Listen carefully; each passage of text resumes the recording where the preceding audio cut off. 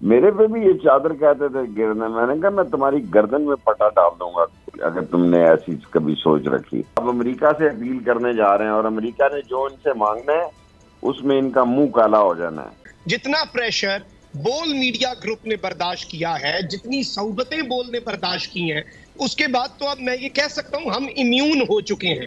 We are immune to this victimization. इस आईने में अगर आपको अपना चेहरा भद्दा, बदनुमा और दागदार नजर आ रहा है तो यकीन माने ये आईना तोड़ने से, ये शीशा तोड़ने से आपकी शक्ल ठीक नहीं हो जाएगी। सब्सक्राइब करें और बेल दबाएं ताकि कोई खबर रह न जाए।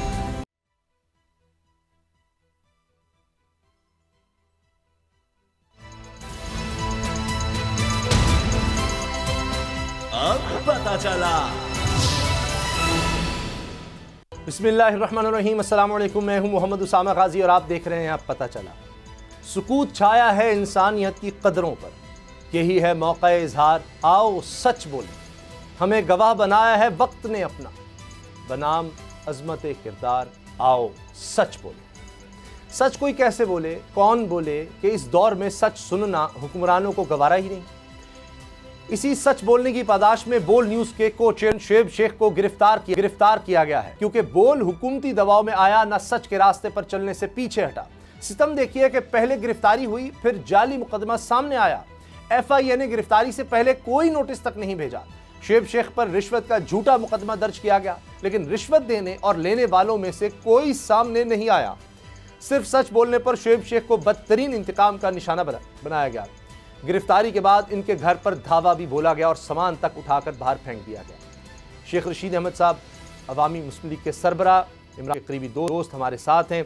शेख रशीद अहमद साहब, जिस तरह से हम देख रहे हैं कि मुकदमा बना दिए जाते हैं और ये अब हमें ये पैगाम मिल रहा है कि जनाब ये हुकूमत चाहती है कि सॉफ्टवेयर अपडेट हो जाए, क्या कहेंगे आप? इनका ही सॉफ्टवेयर अपडेट होगा, घबराए नहीं। 10-15 दिन देखें, जो ये बयानिया बनाते हैं इनके गले पड़ता है। जिस तरह आज इन्होंने शुएब शेख के ऊपर चादर घेरी है, मेरे पे भी ये चादर कहते थे गिरने, मैंने कहा मैं तुम्हारी गर्दन में पटा डाल दूंगा अगर तुमने ऐसी कभी सोच रखी। देखें, एक आदमी के खिलाफ 5 साल से आप केस चला रहे हैं, निकला भी कुछ नहीं, और जज भी जो है वो 2-2 दिन के स्टे देने में कानून उनको बेहतर पता होगा। ये सारा तमाशा इन्होंने टोपी ड्रामा लगाया हुआ है, ये इंतकाम की सियासत है। आप इसका अंजाम देखिएगा, इसका इतना खौफनाक अंजाम होगा कि ये भूल जाएंगे कि किसी से बेगुनाह इंतकाम लेना। और वो एक बड़ी माजरत के साथ कहना पड़ता है कि इनको कोई शर्म आई नहीं है। इन्होंने तोशा खाना उठाए रखा, फिर वो मेरी लाल हवेली पे 5 शहदा की फोटोएं लगी है जो जमहूरियत में मेरे साथ शहीद हुए, लेकिन जिले शाह की शहादत को लोगों ने ऐसे लगा दिया जैसे उनका अपना बेटा मारा गया हो। तो ये सारे हालात और वाकयात इनके खिलाफ जा रहे हैं, लेकिन जब अकल में पर्दा पड़ जाए तो उसका तो कोई हल नहीं। शेख साहब, रैली बड़ी भरपूर और इन्होंने कोशिश तो एक ही, क्योंकि तोशाखाना में हमने देखा कई सहाफ़ियों के भी नाम आ गए हैं कि उस तरह से कवरेज ना हो सके। बोल न्यूज़ जो है कवरेज करता था, उसको ज़ेर-ए-ताब लाया गया। रैली के बारे में आप क्या कहेंगे? देखें, ये रैली पहले तो 2 दफ़ा इन्होंने कैंसिल की, इनका ख्याल था 2 दफ़ा कैंसिल कर दी है, अब ये नहीं होगी। रैली बहुत ज़बरदस्त हुई है और लाहौर में हुई है, इनके दिल में हुई है, और ये सारा जहाँ से गुजरी है ये इनका खास इलाका होता था। इनको लाले पड़े हुए हैं, ये इलेक्शन से भागेंगे, ये फरारी हैं। PDM में देखें, पीपल्स पार्टी ने अपने कैंडिडेट आज दाखिल कराए हैं, नून लीग ने अपने कागज दाखिल कराए हैं, ANP अपने करा रही है। तो PDM तो फूट चुकी है, ये फट चुकी है, और इसके नताइज जो हैं अब सारा डिपेंड करता है कि सुप्रीम कोर्ट में बिलाखिर ये मस्ती करेंगे तो सुप्रीम कोर्ट फैसला लेगी, और मुल्क की वकाब इलेक्शन में ही है, और तो कोई रास्ता नहीं रह गया। लेकिन शेख साहब, 2 IMF की मीटिंग नहीं बुला सके। आप देखें, अब अमेरिका से अपील करने जा रहे हैं और अमेरिका ने जो इनसे मांगना है उसमें इनका मुंह काला हो जाना है, और उसमें इस मुल्क की कौम ने एक आवाज होकर, यकजा होकर जो नारा मारना है, पाकिस्तान का दरो दीवार हिल जाना है। क्योंकि ये अमेरिका के पास जा रहे हैं कि IMF हमारी शराइत नहीं मान रहा, और चीन को जितनी बड़ी कामयाबी हुई है सऊदी अरब और ईरान को करीब लाने की, वो अब हमें टोकरा रखने के लिए अमेरिका जो हमसे डिमांड करेगा वो पाकिस्तानी कौम कभी नहीं तस्लीम करेगी। शेख साहब, जिस तरह आप हमेशा बड़ी ज़बरदस्त गुफ्तगू करते हैं, आज भी आप एक एक चीज़ बड़ी वाज़े बता रहे हैं। इमरान खान के खिलाफ 2 अदालतों से नाकाबिल ज़मानत वारंट गिरफ्तारी फिर जारी हो जाते हैं, ज़िले शाह मुकदमे में इमरान खान फिर नामजद हो जाते हैं। तो ये प्लान तो यह कि इमरान खान को चलाने नहीं देनी कैंपेन। ये बेवकूफ़ है। इमरान खान जेल में इससे भी दुगनी वोटें लेगा जो बाहर लेगा। इमरान खान की पार्टी जितनी इस वक्त वोटें लेगी, जिस मकबूलियत और मजबूती में इस वक्त है, अगर उसको ये जेल में डाल देते हैं, आप देखें कि इनके डब्बों से क्या निकलेगा मैं कहना नहीं चाहता। और इमरान खान आगे से भी ज्यादा अक्सरियत से जीतेगा। कोई रास्ता नहीं है, ये नाअहल करार दे दें, ये उसको जेल भेज दें, अल्लाह उसकी जान ना ले तो बाकी कोई मसला नहीं है। ये शिकस्त इनका मुकद्दर है इंशाअल्लाह। अच्छा, तोशा खाना में बड़ी इन्वेस्टमेंट हुई, ट्रांसमिशन हमने देखी थी, तो अब ये क्या सामसुंग गया कि पाइनएप्पल तक नहीं छोड़ा?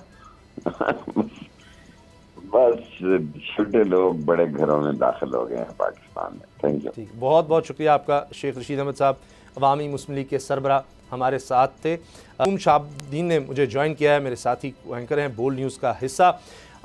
शाह, पहले तो मैं चाहता हूं कि हम जो शुएब शेख साहब वाला मामला है इस पर बात करें। एक बड़ी वाज़े मिसाल नज़र आती है कि एक पुराना केस, एक पुराना मुकदमा जिसमें बरियत भी हो जाती है, और फिर सिर्फ इस वजह से कि अब सोचा गया था कि किस तरह बोल्ड न्यूज़ के एंकर्स को दबाव में लाने की कोशिश हुई, गिरफ्तारियां तक हुई, केसेस बनाए गए, लेकिन शुएब शेख साहब जो हैं वो बात नहीं मान रहे थे, ना किसी को निकाल रहे थे और ना दबाव में आ रहे थे। तो अब ये केस बनाया गया है और अब आज फिर हमने देखा कि 2 दिन का मज़ीद जिस्मानी रिमांड दे दिया गया।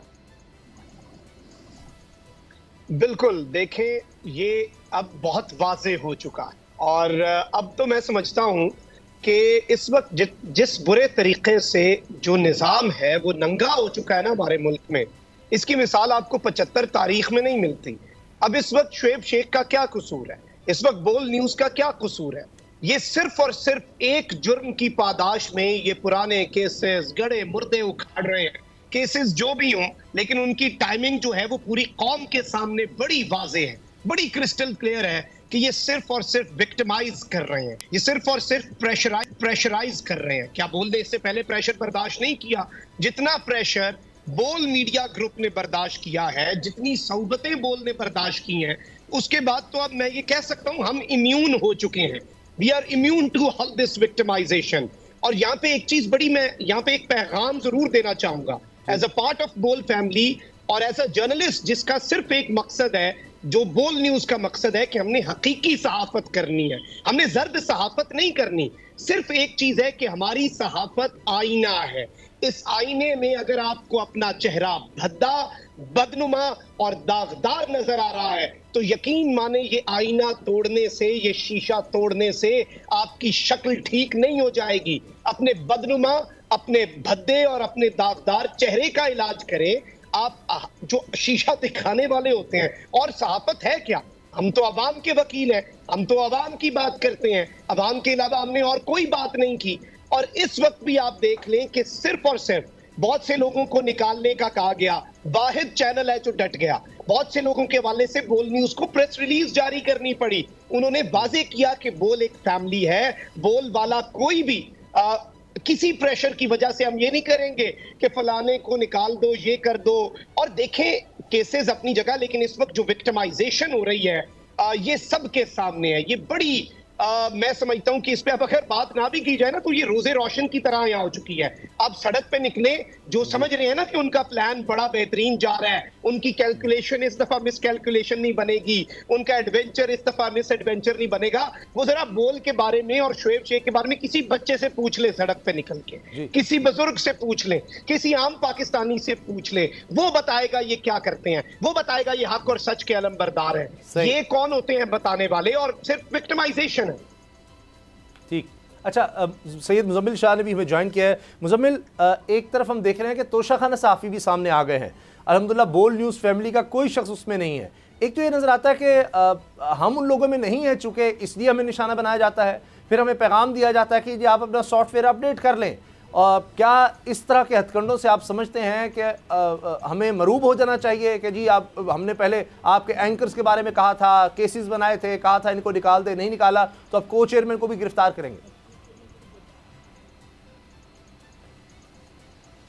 उसामा, सवाल मुझसे आपका मैंने शुरू का हिस्सा नहीं सुना आपका। जी मुजम्मिल, मैं ये गुजारिश कर रहा हूँ कि अभी हमने देखा तोशाखाना के फहरिस्त में साफियों के नाम भी आए हैं मुख्तलिफ इदारों के, बोल न्यूज़ का कोई नहीं उसमें शामिल, तो इससे ये भी तासुर मिलता है कि शायद ये कि हम हुकूमतों के साथ नहीं मिल जाते उसकी हमें सजा दी जा रही है, हमारा सॉफ्टवेयर अपडेट करने की कोशिश हो रही है।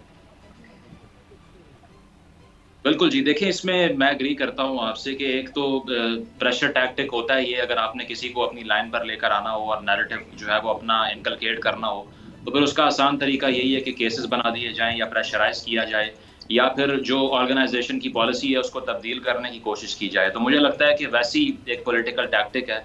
तोशाखाना का जहाँ तक आपने जिक्र किया तो बेशक उसके अंदर एक लंबी फहरिस्त है, सियासतदान हों, काबीना के लोग हों, इसके अलावा सहाफ़ी हों और बहुत से और लोग ब्यूरोक्रेट्स तक हों, और इतनी लंबी फहरिस्त है और उसके अंदर अगर जिसका नाम नहीं है तो मैं समझता हूँ कि एक बहुत बड़ी कॉन्शियस क्लियर करने वाली बात है इस सारी सूरत हाल के अंदर।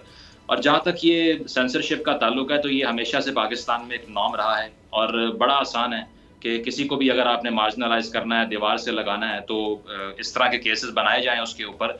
और इसकी टाइमलीनेस, जिस तरह से हम पहले भी उसामा बात करते रहे हैं अपने शोज़ के अंदर कि सबसे इंपॉर्टेंट चीज़ जो है वो वक्त है कि किस टाइम पर किस मखसूस केस को पुटअप किया जाएगा, उसको सेंटर में ले जाया जाएगा, उसकी मीडिया कवरेज की जाएगी और उस पर नैरेटिव बिल्ड किया जाएगा। ये इंपॉर्टेंट है। इवन अगर हम पनामा केस की बात करें या फिर तोशाखाना केसेस की इमरान खान साहब के खिलाफ बात करें या किसी भी केस की बात कर लें, ये जो सेलेक्टिव बायस होता है ना कि ये वाला केस इस अहम मौके के ऊपर यूज़ करना है ताकि इससे हमारा जो बेनिफिट है वो हम ले सकें और अपना सियासी बयानिया उसको तकलीफ बख्श दें क्योंकि जो अपोजिट आवाज़ें हैं उसको बंद कर दें। तो ये बहुत बड़ी गलती होती है जिसके दौर में ये कोशिश की गई है कि एक मखसूस नज़रिए को रोकने के लिए उसकी आवाज़ बंद कर दो, वो मज़ीद पॉपुलर हुआ है। तो अगर तो कोई ये सुन रहा है ये लेसन लेना चाहिए कि आवाज़ बंद करने से नैरेटिव जो है वो ख़त्म नहीं होता, नैरेटिव को कैंसिल करने के नैरेटिव चाहिए होता है। अगर आप आवाज़ बंद करेंगे उससे और इंशाल्लाह ये कोशिशें नाकाम होंगी जिस तरह हमारी आवाज़ को दबाने की, बंद करने की कोशिश हो रही है। रियाज आवाज़ खुसूसी बोल न्यूज़ हमारे साथ हैं, रैली को कवर कर रहे हैं। रियाज, किस जगह हैं, क्या माहौल है, क्या मनाजिर हैं? जी, मैं इस वक्त दाता दरबार के बाहर मौजूद हूँ और आप मेरे अक्म में देख रहे हैं कि यहाँ पर इस्तकबालिया कैंप लगा हुआ है और यहाँ पर कारकुनों की बहुत बड़ी तादाद यहाँ पर भी मौजूद है। रैली जो है वो इस वक्त जो हमें इतलात हैं वो उर्दू बाज़ार के करीब पहुँच चुकी है और यहाँ पर यहाँ से आते हुए भी उन्हें तकरीबन शायद 20 से 25 मिनट या आधा घंटा लगे, चूँकि लोग बहुत बड़ी तादाद में यहाँ पर वहाँ पर रैली में भी शरीक है और यहाँ पर भी मौजूद हैं। कुछ देर पहले मैंने कैमरामैन को कहूँ कि वो आपको कैमरा में घुमा के दिखाए तो वो मेरे बिल्कुल जहाँ से रैली का रूट है, जहाँ से इमरान खान साहब ने दाखिल होना है, वो वहाँ पर अभी कुछ देर पहले वहाँ पर अभी आतिशबाजी हुई थी और वहाँ पर लोगों ने आतिशबाजी की खुशी में कि खान साहब यहाँ से इस रूट से वो आ रहे हैं। ये वो जगह है जहाँ पर कुछ देर पहले आतिशबाजी हुई थी जो कैमरामैन आपको दिखा रहा है। तो रैली उर्दू बाज़ार के करीब पहुँच चुकी है और शायद आधे घंटे में या 20 से 25 मिनट में शायद यहाँ तक पहुँच जाए और 8:10-5 में या 8 बजे तक वो यहाँ पर पहुँचे दाता दरबार चौक में, लेकिन अभी तक वो यहाँ पर नहीं पहुँचे। कारकुन यहाँ पर भी आहिस्ता आहिस्ता बढ़ते जा रहे हैं। तमाम रास्ते बंद होने के बावजूद जो कारकुन है वो पैदल यहाँ पर आ रहे हैं। ये देखने के मैं कहता हूँ जितनी भी तारीफ की जाए कारकुनों की कम है, सिर्फ इस वजह से कि वो अपने कायद को देखने के लिए, उसकी एक झलक को देखने के लिए मीलों पैदल चलकर वो यहाँ पर दाता दरबार पहुँच रहे हैं। और जब उनसे 5:30 तक का वक्त था और ये कि जी कुछ शराइत भी रखी गई थी, ये तकरीर नहीं होगी, ऐसे नहीं होगा, तो कहीं उसमें कोई रुकावट तो नहीं? 5:30 तो कब के गुजर चुके हैं, तो अभी तक तो इमरान खान साहब यहाँ पहुँचे भी नहीं और आप कह रहे हैं कि रुकावटें भी थी रास्ते में। जी बिल्कुल, 5:30 बजे का टाइम था इंतज़ामिया का, ये था कि रैली दिन के टाइम में सूर्य की रोशनी में ही ख़त्म हो जाए और खान साहब जो है चूँकि सिक्योरिटी रिस्क भी है इंतज़ामिया की तरफ एक सिक्योरिटी थ्रेट है, तो उस वजह से उनका ये कहना था कि दिन की रोशनी में ही ये रैली ख़त्म हो जाए। लेकिन चूँकि लोग बहुत बड़ी तादाद में मौजूद हैं, लोग और जहाँ से वो गुजरे हैं इस्तकबालिया कैंप लगे, जहाँ इस्तकबालिया कैंप भी नहीं थे वहाँ पर लोग छतों पर अपने खड़े उतर वहाँ से खान साहब की गाड़ी के ऊपर गुलपाशी कर रहे थे और रास्ते में लोग जो थे वो उनकी गाड़ी के आगे आते थे सिर्फ उनको देखने के लिए कि खान साहब को एक झलक देख लिया जाए, जिसकी वजह से टाइम ज़्यादा रैली को यहाँ पहुँचने लगा है। जब कंटेनर भी लगे हुए थे, कहीं जगहों पर ट्रक खड़े हुए थे, तो फिर लोग कैसे पहुँचे? बड़ा मुश्किल होगा, कोई अगर गाड़ी में मोटरसाइकिल पर आ रहा है, कैसे फिर वहाँ से पैदल लोगों ने पहुँचने की कोशिश की? किस तरह रुकावटें दूर की? जो कंटेनर लगे हुए हैं वहाँ पर पुलिस भी साथ खड़ी हुई है। लोग जो अगर मोटरसाइकिल पे बहुत दूर से आए हैं तो वो कंटेनर के नीचे से मोटरसाइकिल लेकर गुजर रहे हैं। लोग ज़्यादातर पैदल हैं, जिनमें ख़वातीन भी हैं, और यहाँ पर वो पैदल यहाँ पहुँच रहे हैं। मीलों पैदल चलकर आ रहे हैं। तमाम रास्ते बंद हैं। राइट साइड पे बिलालगंज चौक है वो बंद है। मेरे अकब में आज़ादी चौक है, वहाँ पर भी कंटेनर लगे हुए हैं। मेरे बिल्कुल सामने जो है वो लोअर माल चौक है, वहाँ पर भी कंटेनर लगे हुए हैं। और ये बाट से आने वाला रास्ता है। ये सिक्योरिटी की गाड़ियाँ जो हैं, मैं दिखाता हूँ, कैमरामैन को कहूँगा वो दिखाए कि सिक्योरिटी की गाड़ियाँ जो हैं वो इस रूट से दाता दरबार चौक से भाटी चौक से दाता दरबार की तरफ आ रहे हैं। ये जो सिक्योरिटी की गाड़ियाँ दाखिल हो रही हैं, इसका मतलब है कि खान साहब का जो खान साहब की रैली है वो करीब दाता दरबार के करीब पहुंच चुकी है, शायद भाटी चौक तक पहुंच चुकी हो।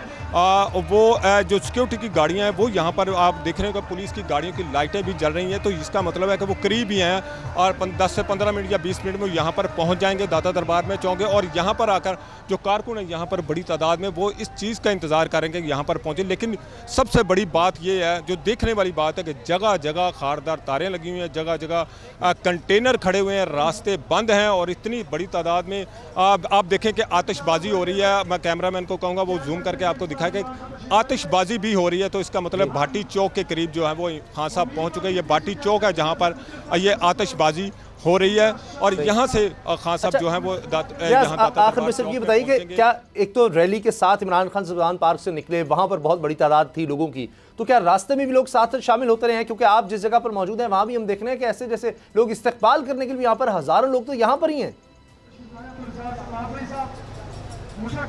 आपकी आवाज़ चूंकि यहाँ पर शोर खासा ज़्यादा, जरा सवाल दोबारा रिपीट कर लें तो मेहरबानी। क्या रास्ते में भी लोग शामिल होते रहे? और जिस जगह आप मौजूद हैं लगता है कि वहाँ पर लोग इस्तकबाल करने के लिए तो हज़ारों लोग तो सिर्फ यहाँ हैं, रैली में जो शुरका हैं वो अलग हैं।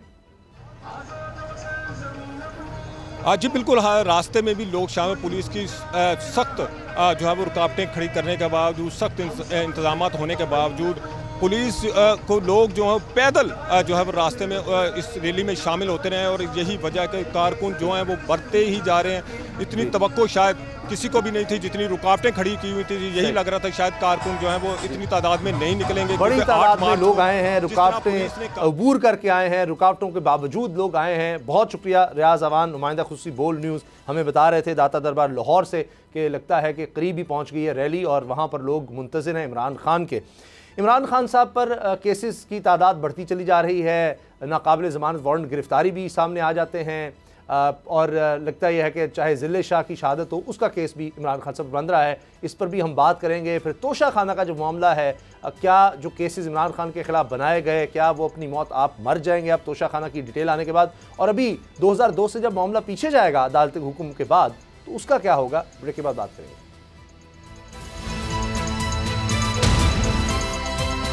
अब पता चला।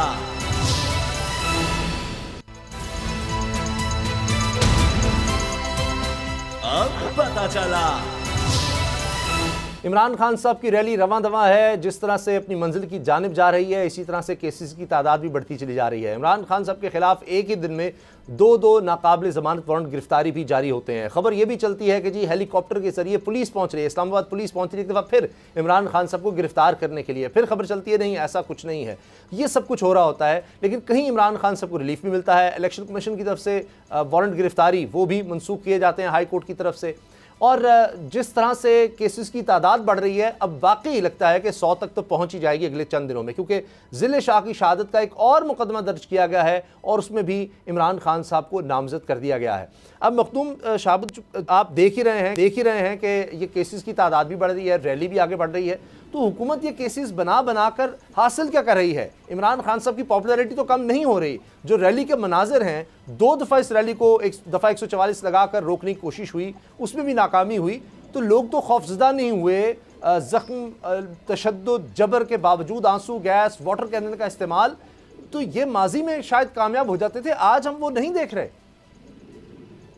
देखें, इस वक्त जो पीडीएम की जमातें हैं या फिर जो हुकूमत है ना, वो सेल्फ डिस्ट्रक्शन मोड जो है वो ऑन कर चुकी हुई है।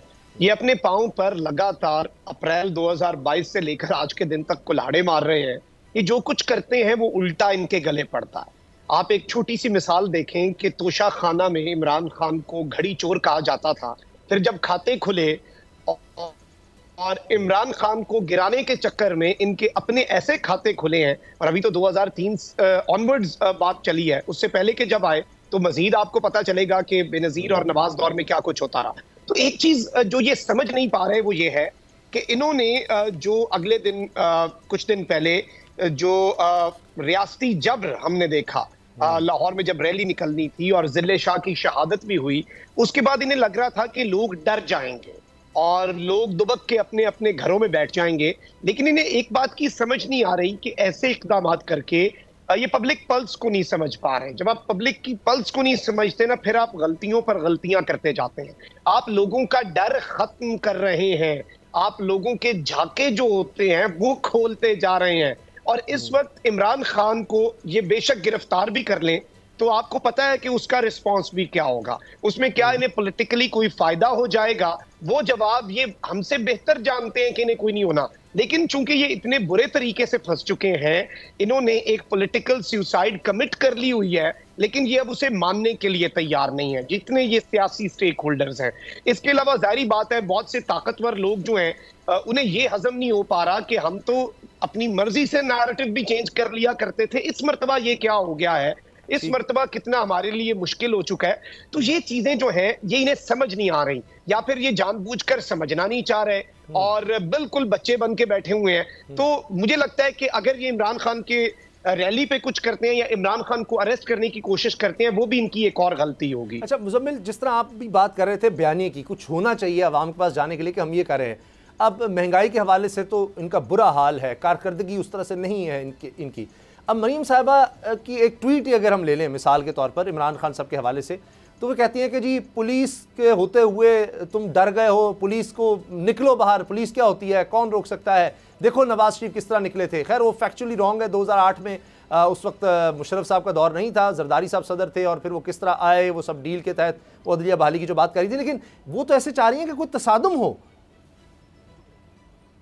देखिए उसमें तो इमरान खान साहब ने कल अगर रैली को अवॉइड किया है तो उसका पर्पस यही था कि दफ़ा 144 का नफाज हुआ था, जो कि एक कॉलोनियल लॉ है और ब्रिटिश शेरा का लॉ है। मुझे तो उस लॉ की समझ नहीं आती कि किसी पॉलिटिकल एक्टिविटी को बैन करने के लिए आप अगर वो लगा भी रहे हैं तो साथ साथ जो वहाँ पर मैराथन हो रही है या कोई और एक्टिविटी हो रही है या मोबिलाइजेशन हो रही है एथलीट्स की, उसको भी बैन कर देते फिर। तो ये सेलेक्टिव 144 की पहली बात ये है कि कोई रैशनल नहीं है। दूसरी बात, मरियम साहिबा जो बात कर रही हैं वो उनकी अपनी जो पॉलिटिकल कन्विक्शन है उसके पीछे, उस पर तो कुछ नहीं कहा जा सकता। लेकिन इमरान खान साहब की जहाँ तक गिरफ्तारी की बात है तो वो उस पर मेंटेन करना चाहिए कि जो वो अदालतों में पेशी को अवॉइड करते हैं ये जवाब देकर कि मेरी जान को खतरा है, लेकिन आज अगर वो बाहर निकल आए हैं तो मैं समझता हूँ कि अच्छा स्टेप है। इलेक्शन की रैली में पार्ट लेने से आपकी जो एक कांटेक्ट होता है आवाम से बहाल होता है, लेकिन उसमें फिर एक तजाद सामने आता है कि फिर आप यहाँ कैसे आ गए और वहाँ क्यों नहीं जा सकते। दूसरी बात, तोशा खाना वाला जो मामला है उसके अंदर मैं समझता हूँ कि ये पहले ही क्लियर था, क्योंकि जरदारी साहब और नवाज शरीफ साहब पर केसेस पहले से चल रहे थे। जो गाड़ियाँ रिटेन करने के केसेस थे, असल में जो लॉ है तोशा खाना का वो ये कहता है कि गाड़ियाँ अगर रिटेन करनी है तो उसके लिए आपको कैबिनेट की अप्रूवल चाहिए। इन्होंने कैबिनेट की अप्रूवल उस वक्त नहीं ली थी, इसीलिए केसेस बने और नैब उसको साबित नहीं कर पाया, वापस ले लिया गया केस। अब इमरान खान साहब का मामला ये है कि एक डिफरेंस रिटेन करने में और बेचने में है। 4 गिफ्ट जो हैं वो खान साहब ने सील किए और इन्होंने रिटेन किए। तो अब बात यह है कि पीडीएम की हुकूमत में किसी के पास भी मॉरल अथॉरिटी तो नहीं है जिसकी खान साहब बात करते हैं, क्योंकि पहले सरे पैलेस का केस हो या फिर मेफेयर के जो फ्लैट्स हैं उसका केस हो, उसमें साबित हो चुका है कि एम्बेजलमेंट्स हुई हैं। तो इसीलिए मैं समझता हूँ कि पीडीएम की क्रेडिबिलिटी एट स्टेक नहीं थी, क्योंकि उनके बारे में पहले ही खान साहब ये अवाम में नैरेटिव मशहूर कर चुके हैं कि ये फाइनेंशियली जो है ये लोग फेयर नहीं है। मसला ये था कि खान साहब ने खुद ये साबित करना था कि मैं वो काम ना करूं जो कि पीडीएम की जमातों ने किया है। तो इसीलिए अगर उन्होंने कोई गिफ्ट बेच दिया तो उन्होंने वही मिसाल सेट की, बल्कि एक कदम उससे आगे चले गए जो बाकी जमातों के लीडरान करते रहे। तो मॉरल हाई ग्राउंड लूज वहां से किया है। और यकीनन एक आपको याद होगा काबीना डिवीजन की तरफ से जवाब आया था 2021 में कि तोशा खाना के गिफ्ट्स की जो डिटेल है वो पब्लिक इसलिए नहीं करना चाहते कि ये नेशनल इंटरेस्ट का मामला है। इमरान खान साहब ने भी मना कर दिया, डिवीजन ने भी मना कर दिया। अब अगर शहबाज शरीफ साहब ने इसको पब्लिक किया, मैं समझता हूँ अच्छा स्टेप है। बेशक कोर्ट के प्रेशर में किया है, लेकिन एटलीस्ट जो राइट टू इंफॉर्मेशन है वो आपको बाउंड करता है कि आम शहरी ने अगर दरखास्त डाली है तो आपको जवाब देना बनता है उस पर। तो ओवरऑल मैं समझता हूँ कि तमाम पॉलिटिकल पार्टीज ही मॉरल हाई ग्राउंड लूज कर चुकी हैं। हमने तीनों पार्टी के बाद भी मुज़म्मिल तोशाखाना पर बात करनी है, मेरे पास 30 सेकंड्स हैं। रैली के हवाले से बताएं, 2 दफ़ा रैली मनसूख हुई, उसके बाद आज हम देख रहे हैं कि बड़ी पार्टिसिपेशन है लोगों की, तो एक अच्छा कदम है, इलेक्शन की तरफ चीजें मूव कर रही हैं, इसका मतलब है उसामा नॉर्मलाइज होना चाहिए इसको, बाकी पार्टीज को भी मैदान में आना चाहिए, इलेक्शन को अवॉइड करना बंद कर दें, ना कॉन्स्टिट्यूशन का मजाक उड़ाएं। मैं हुकूमत को यही कहूंगा। उसकी वजह यह है कि अगर आपने ये भयानक मिसाल सेट कर दी ना कि असेंबली डिसॉल्व होने के 90 रोज बाद इंतखाबात नहीं होंगे, तो फिर आप आइंदा भूल जाइए कि कोई कॉन्स्टिट्यूशन की रिस्पेक्ट करेगा। उसकी वजह यह है कि अपनी मर्जी की तारीख देना आपका इख्तियार नहीं है, आवाम से मैंडेट वापस लेना है आपने, और ये आपकी जिम्मेदारी है और कॉन्स्टिट्यूशनल रिस्पॉन्सिबिलिटी है। खान साहब निकले हैं, पार्टीज को भी इलेक्शन का माहौल पैदा करना चाहिए, क्योंकि फ्रेश मैंडेट के अलावा वक्त कोई हल नहीं है पाकिस्तान के पास कि वो मुआशी जो बदहाली है उसको बता सके। चलें जी, ब्रेक लेते हैं और ब्रेक के बाद बात करेंगे तोशाखाना की, किसने क्या क्या लिया, किस तरह से लिया। ब्रेक के बाद बात करेंगे।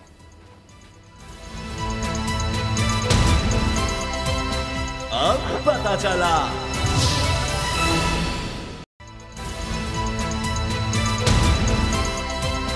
अब पता चला।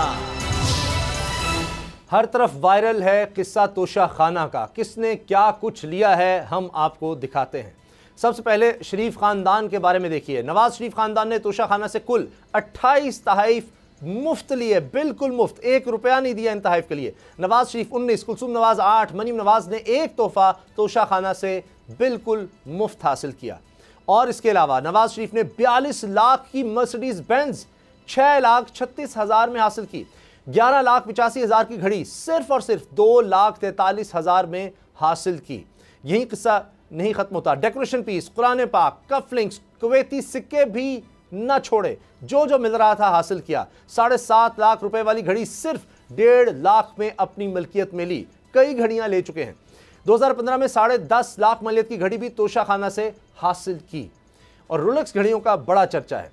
परफ्यूम और महंगी लकड़ी मामूली अदायगी के बाद, वो ऊद की लकड़ी जो है मामूली अदायगी के बाद हासिल की। Decoration piece, pineapple box, shawl, globe, paintings, गुलदान, tractor model, photo frame, gown, tea set, ice cream set, carpet Toshakhana से मुफ्त हासिल किया। ये वो चीज़ें जो मुफ्त मिली हैं।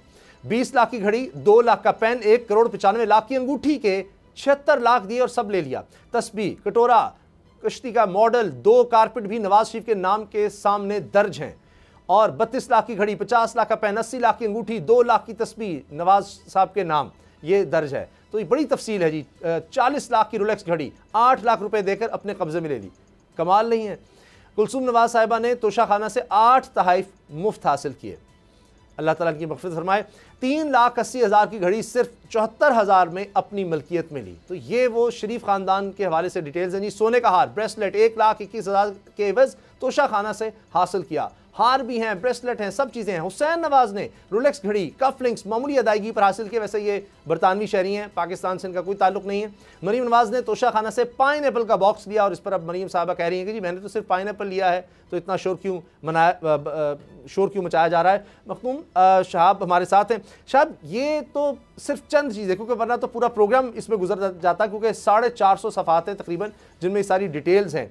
तो अब तो इनका बयानिया बिल्कुल खत्म हो जाएगा, लोग तो इसकी नहीं देखेंगे जी दिया, खरीदा, बेचा, क्या किया, लेकिन लिया तो सबने जी। सबसे पहले आप ये देखें कि इस वक्त इमरान खान की जो घड़ी का मामला है उसे इन्होंने कितना उठाया। तोशाखाना का शोर ये कौम पिछले 1 साल से सुन रही है, क्योंकि इन्हें इमरान खान के खिलाफ और कुछ मिल नहीं रहा था। बहुत कुछ मिला, वो सब के सब चीजें बैकफायर कर गई। लेकिन आप देखें मकाफाते अमल, आप अंदाजा करें कि वही तोशाखाना जिसमें ये इमरान खान को फंसाने की कोशिश कर रहे थे। इसके अलावा नवाज शरीफ साहब ने गाड़ी ले ली, और गाड़ी के हवाले से ये बात भी सामने आ रही है कि वो ली भी जा सकती है कि नहीं। तो ये एक बहुत बड़ा, आप कह लें कि ये सारा मुद्दा इनके अपने गले की हड्डी बन चुका है। और बिल्कुल आपने ठीक बात की कि दास्तानें इतनी हैं कि एक प्रोग्राम नहीं बल्कि आपको दर्जनों प्रोग्राम करने पड़ जाएं और आपको पता चले कि इन्होंने क्या क्या लिया है। और जिस तरह से मैं ब्रेक पे जाने से पहले भी ये कह रहा था कि 2002 से पहले का रिकॉर्ड, असल तो कार्रवाइयां उसमें हुई हैं, असल तो वारदातें वहां पे डली हैं। और अभी यहाँ पे इवन मुबैना तौर पे ये भी इतलात आ रही हैं कि बहुत सी चीजें इस फहरिस्त में से भी बहुत से दावे आ रहे हैं कि चीजें एक्सक्लूड कर दी गई हैं। तो अब ये मामला रुकने वाला नहीं है, ये मामला जो है ये इतनी आसानी से थमने वाला नहीं है और अब ये बहुत आगे जा सके। कोई फवाद चौधरी ने भी जुडिशल कमीशन का मुतालबा कर दिया है। मुजम्मिल, आपने बड़ा अच्छा पॉइंट उठाया कि देखना होगा कानूनी और गैर कानूनी, लेकिन आम आदमी को तो ये तासुर जाएगा, क्योंकि अब ये सवाल उठाए जा रहे हैं कि जी आपने इसमें से क्या क्या बेचा है। ये जो गाड़ियां ली गई हैं, इतने नेकलेस हैं, हीरे हैं, जवाहरात हैं, सोने की तलवार है, बेड शीट्स ख्वाजा आसिफ के पास हैं, एहसन इकबाल साहब उनके अहलिया के पास घड़ियां हैं, शाहिद खान अब्बासी साहब तकरीबन 10 करोड़ की चीज़ें 2 करोड़ में ले गए। तो ये क्या सिर्फ ये मरियम का कहना नहीं, मैंने तो सिर्फ पाइनएप्पल लिया है, तो उनके भाई, उनकी वालदा मरहुमा, उनके वालिद साहब ने जो कुछ लिया उसका कोई उनसे सवाल नहीं हो सकता। उसामा, सबसे पहली बात तो यह है कि पाकिस्तान के शहरी अगर किसी को वजीर आज़म या काबीना का हिस्सा बनाते हैं तो इसका ये मतलब नहीं कि बाहर जाके जो गिफ्ट मिले वो उस शख्सियत को मिल रहा है, वो उस कुर्सी को और उस ओहदे को गिफ्ट मिलता है। अगर कोई ये कहे कि कोई कैबिनेट का बंदा बाहर गया है, वजीर आज़म बाहर गया है, तो जो गिफ्ट्स उसको मिलते हैं, मैं समझता हूँ कि रिटेन करने की भी परमिशन नहीं होनी चाहिए। अभी तो डिबेट इस पर चल रही है ना कि बेच सकते हैं या नहीं बेच सकते, लेकिन शहबाज शरीफ साहब ने जब वजीर आज़म वो बने, उन्होंने कहा था कि अब म्यूजियम बनाएंगे और जो भी गिफ्ट मिलेगा वहाँ रखा जाएगा। पता नहीं उस पर इम्प्लीमेंटेशन ये करते हैं या नहीं करते, लेकिन मैं नहीं समझता किसी का भी इख्तियार होना चाहिए कि पाकिस्तान के नाम पर पाकिस्तान का झंडा अपने पीछे रखकर जो वहाँ पर तहाइफ मिले उसको वो अपने घर ले जाए बाद में। इस लॉ को ओवरऑल अमेंड होना चाहिए। इसकी गुंजाइश होनी ही नहीं चाहिए कि पाकिस्तान की रियासत को रिप्रेजेंट करने वाले अफराद जो हैं वो गिफ्ट्स अपनी जेब में डालें, 20% उसका अदा करें और बाद में घर चले जाएं। नवाज शरीफ साहब की जो आपने बात की, 6 लाख रुपए की मर्सिडीज वो लेकर घर चले गए। मुझे आपको तो पूरे पाकिस्तान से नहीं मिलेगी ये, इतने में कोई गाड़ी पाकिस्तान में, मोटरसाइकिल भी दस्तयाब नहीं है आजकल, जितने में मर्सिडीज उनको मिल गई। हमें मिलती तो शायद हम भी खुश हो जाते, लेकिन बात यह है कि कवानीन आप ये देखें कि आपको क्या बताते हैं। अगर आप पाकिस्तान के वजीर आज़म के तौर पर बाहर जा रहे हैं तो इसका ये मतलब नहीं है कि वहाँ ज़ाती ताल्लुक कायम करना है। इसीलिए मैं समझता हूँ कि इस लॉ को अमेंड होना चाहिए। जो भी तहाइफ बाहर से मिले वो आवाम की प्रॉपर्टी होने चाहिए और वो शख्सियात के पास नहीं जाने चाहिए। अदरवाइज बेशक इमरान खान साहब हो, नवाज शरीफ साहब हो, जरदारी साहब हो, मैं समझता हूँ कि तीनों की क्रेडिबिलिटी को बहुत नुकसान पहुँचा है। क्योंकि आप अगर इस तरह से मफादात का टकराव करके 20% पे करके इतनी कीमती चीज़ें आप ले जाते हैं, कुछ नहीं छोड़ते खजाने के अंदर, तो उससे एक प्रिंसिपल ये सेट होता है कि आप पाकिस्तान की रियासत को अपने मफाद के लिए इस्तेमाल कर रहे हैं। इसीलिए मैं नहीं समझता कि ओहदे का नाजायज़ इस्तेमाल है। पाकिस्तानी किसी और को सहूलत हासिल नहीं है कि एक चीज़ की जो असल कीमत है वो खुद अपनी मर्जी से कीमत लगवा के चले, काबीना डिवीजन सही तो उसका 20%, 15% या चले 50% भी हो तो देकर अपने पास रख ले। इसको देखना होगा, कवानीन में तब्दीली करनी होगी, इसको और बेहतर तरीके से देखा जा सकता है। बहुत से लोग भारत की मिसालें दे रहे हैं, क्योंकि अब ये जब इशू इतना आ गया है सामने, और अभी तो 2002 से जब पीछे का आएगा 90 की दहाई का, तो फिर पता नहीं और क्या क्या राज खुलेंगे। प्रोग्राम देखने का शुक्रिया, इजाज़त दीजिए, अल्लाह हाफ़िज़। अब पता चला। अगर आपको ये वीडियो पसंद आई तो सब्सक्राइब करें और बेल पर क्लिक करें।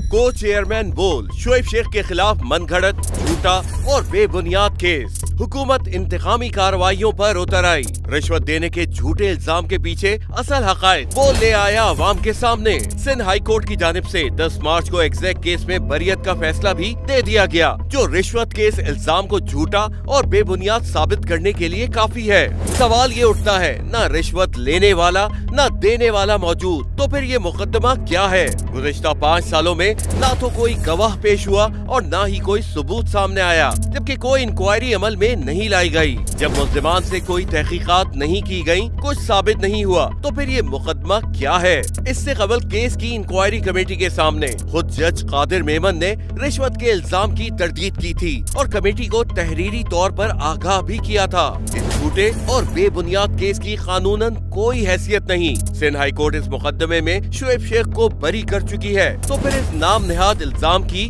कानूनी हैसियत क्या है? बोल इंसाफ का मुंतजिर है।